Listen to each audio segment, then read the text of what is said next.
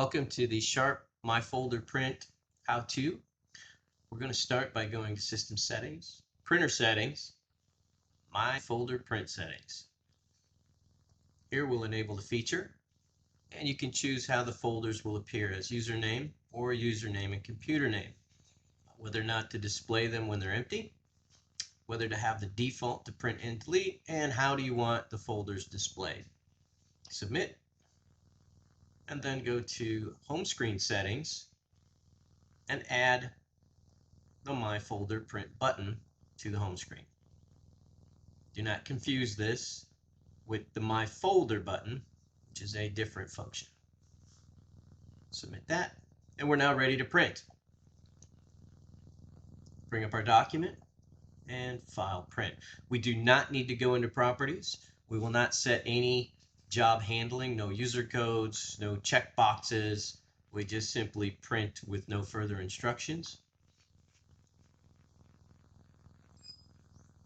And once we've printed, we will then go up to the MFP, find the My Folder Print button, click on it, and you will see a folder with your username or username and computer name displayed on that folder.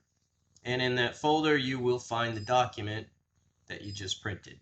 As you can see, here's our newsletter, and from here we can either just delete the file or we can select that file or multiple files, click Print Now, and we have printed our job.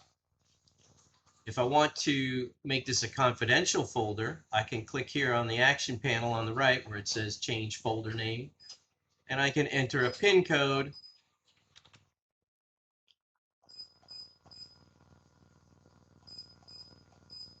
and from now on, I will need that PIN code to get into my folder. All further print jobs will also be placed in my folder. You'll notice now that there are no jobs, it's no longer displaying my folder. But I could change that default so that it does display.